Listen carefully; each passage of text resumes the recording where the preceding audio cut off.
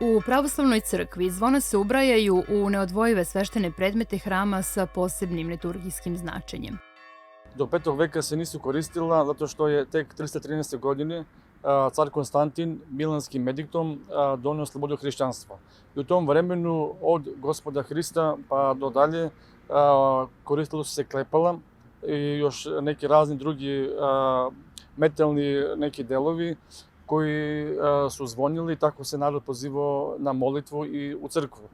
Čak i u vremenu gonjenja, kada crkva nije mogla javno da se okuplja, imala je svoje glasnike, pa su ljude pozivali i govorili im kada treba da dođu u crkvu. Zvanično, zvona u hrišćanstvu počinju da se koriste od 5. veka.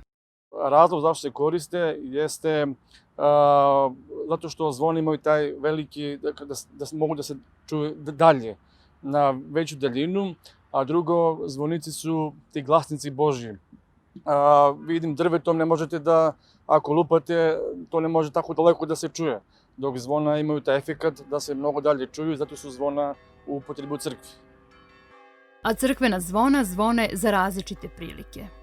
Najviše je to za svetu liturgiju, nedeljom i praznikom, onda zvone za večernju službu, za jutarnju službu, onda zvone kad dolazi vladika, zvona zvone, to su svečana zvona i u tim praznicima zvona zvone svečano, dok zvona, na primjer, zvone i kad neko umre, onda taj zvuk je tužan i on ukazuje na ispraćaj pokojnika na groblju, to jest tamo gde idu da ga sahrane. Zvona uglavnom svuda zvone isto, u zavisnosti od toga da li hram ima jedno ili više njih. Ako imaju više zvona, onda zvone sva zvona i taj zvuk je mnogo drugačiji. Na primjer, u hramu Svetog Save ima jako puno zvona i one sviraju čak čitavu himnu Svetom Savi. Dok na druga mesta, uglavnom su zvona prilagođena da zvone, da kažem, isto. Sve zavisi od koliko ima zvona i zavisi potreba. E sad, ako je praznična liturgija, ako je neki radosan događaj, onda zvona zvone radosno, i veoma, da kažem, jako. A kad je neki tužan događaj, onda zvona zvone tužnije i mnogo slabije. I sporije, naravno, taj zvuk je sporiji. Ipak, postoje trenuci kada zvona u hramovima tihuju. Zvona jedino ne zvone od Velikog četvrtka do Velike subote i to su dani kada je naš Gospod Hristos stradao na krstu za nas ljudi, za radi naše spasenje. I u tim danima se umesto zvona klepa, to jest ovo klepalo koje se upotrebljavalo i ranije i danas se ono upotrebljava u manastirima, na početku večernje ne zvone zvona, nego se klepa i tako se pozivaju monasi ili vernici na molitvu. Znači, u tom periodu zvona ne zvone, nego se samo klepa klepalom.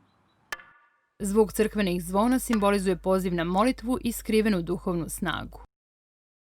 U današnjem vremenu čuli ste da sad zvone na 2 sata, to je po blagoslovu naše vladike. Zašto to? Zato što nas poziva da se mi molimo u to vreme i to je poziv za molitvu.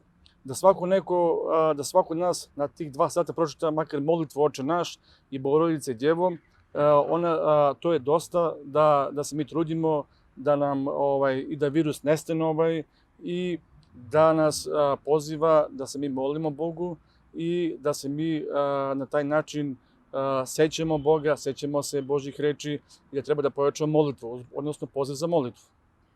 Ovakva praksa nije novina. Crkvena zvona se vekovima koriste ne samo za oglašavanje redovnih službi, već i u trenucima velikog stradanja, pomora ili druge tragedije, kako u pravoslavnom, tako i u rimokatoličkom i protestantskom svetu.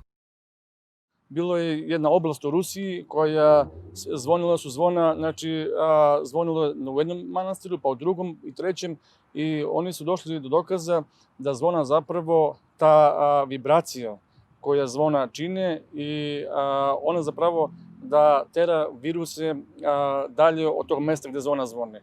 I oni su došli do zaključka u tom delu Rusiji da uopšte nije bilo bolnih od gripa u tom vremenu.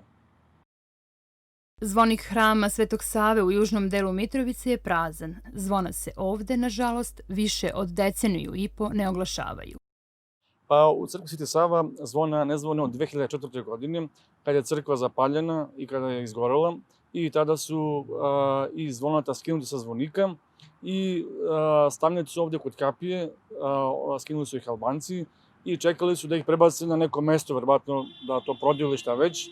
Međutim, za našu sreću, naišla je policija, umnik policija u to vreme, i ona im ta zvona oduzela i srećom ona su sačuvana i sada se nalaze u severnom delu. Tako od 2004. godine zvona ovde ne zvone, a da će Bog da se vrati, da opet zvona zvoni i da opet se čuje zvona iz crkve Sveti Sava ovde u južnom delu.